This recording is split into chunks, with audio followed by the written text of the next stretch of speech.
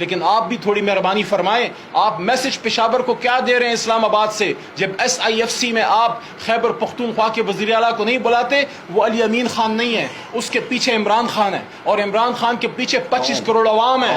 اور میری بات سنیے، یہ جو اسلام آباد میں ہو رہا ہے، شہباز شریف صاحب آپ کے امپورٹڈ وزیر داخلہ کو کہنا چاہتا ہوں، یہ سیریز آف ایونٹس ہو رہی ہیں، اس پہ ہماری نظر ہے. ہم صرف تحریک انصاف کے آفس کی کرونا نہیں رو رہے. کوئی بات نہیں، میں نے تجویز دی تھی اور میں اپریشیٹ کرتا ہوں بڑے بھائی رؤوف حسن صاحب کو. میں نے صبح تجویز دی کہ ہم اسی رقص کے اوپر وہ جو ملبہ پڑا ہے اس کے باہر زمین پہ بیٹھ کے، ہم قانون کو ماننے والے لوگ ہیں. ہمارے آفس کو غیر قانونی سیل کیا گیا ہے. جب تک عدالت حکم نہیں کرے گی ہم اس بلڈنگ میں نہیں جائیں گے، لیکن ہم زمین پہ بیٹھ کے روڈ سے ہٹ کے پرامن اپنی کور کمیٹی کا اجلاس جو آج 3:30 بجے سینٹرل سیکرٹیریٹ میں ہونا تھا، ان کا یہ خیال تھا کہ ہم اس کو کینسل کر دیں گے. نہ میٹنگ کینسل ہوئی ہے، نہ جگہ کینسل ہوئی ہے، نہ لوگ بدلے ہیں. خان اگر کھڑا ہے تو خان کے سپاہی بھی کھڑے ہیں. ہاں، فرق یہ ہے کہ آج بلڈنگ کے اندر نہیں، آج زمین کے اوپر پاکستان کی سب سے بڑی جماعت چلچلاتی دھوپ میں وہاں بیٹھ کے اپنی کور کمیٹی کی میٹنگ کرے گی اور میسج یہ دے گی کہ تحریک انصاف کھڑی تھی، تحریک انصاف کھڑی ہے اور تحریک انصاف کھڑی رہے گی. اور سیریز آف ایونٹس کی جہاں تک بات ہے، آخری بات، غزہ کے لیے لوگ بیٹھے، فلسطین کے لیے لوگ بیٹھے، ہمارے پاکستانی بیٹھے. اگر آپ کو یا کسی کو توفیق نہیں ہوئی تو جو بیٹھے ان کو تو سراہیں. ہمیں وہ وقت بھی یاد ہے کہ پاکستان کا وزیر اعظم جناب عمران خان امریکہ میں جا کے اسرائیل کے خلاف فلسطین کا مقدمہ لڑتا تھا، اور آج اپنے دارالحکومت میں سیو غزہ کیمپ میں 2 شہادتیں ہوتی ہیں. شہباز شریف صاحب، اس کا کون پوچھے گا؟ یہ شہادتیں کیوں ہوئی ہیں؟ شہادتیں تو اسرائیل وہاں فلسطین میں کر رہا ہے، پاکستان تو اسلامک امہ کا سرخیل ہے.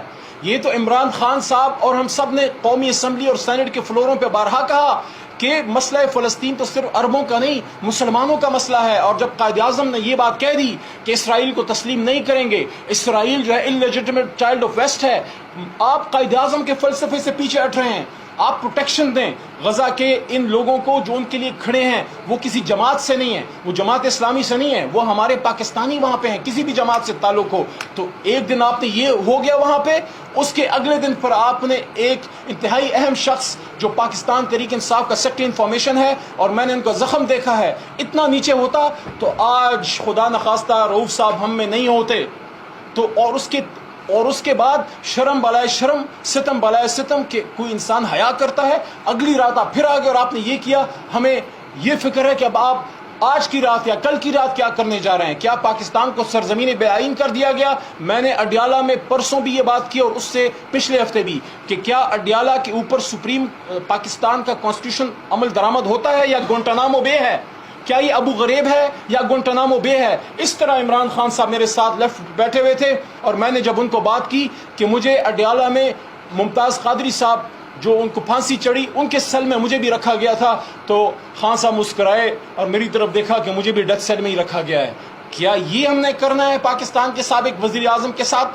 تو خدارا عمران خان صاحب کے اس میسج پہ میں ختم کرتا ہوں کہ اس تمام ظلم کے بعد بھی عمران خان صاحب نے میرے سامنے پرسوں یہ بات کی کہ ہم مذاکرات کریں گے، لیکن عوام کی رہائی ہو اور مینڈیٹ کی واپسی پہ آپ روڈ میپ دیں. اور یہ بھی کہا سپریم کورٹ کے چیف جسٹس صاحب کو میسج دیا ہے تھرو لائرز کہ ہماری 184(3) کی پٹیشن سردار صاحب وہاں پڑی ہے جو حامد خان صاحب نے جمع کی تھی. آپ بھی کوشش کیجئے، میں بھی کوشش کرتا ہوں، اور حامد خان صاحب بھی کوشش کریں کہ محترم چیف جسٹس آف پاکستان جناب قاضی فائز عیسیٰ صاحب اس 184(3) کی پٹیشن کو اٹھائیں. عمران خان صاحب کی ریکویسٹ ہے کہ آپ اس پورے الیکشن ڈاکے کا جوڈیشل آڈٹ کیجئے. میں پر امید ہوں کہ پاکستان بہتر ہوگا.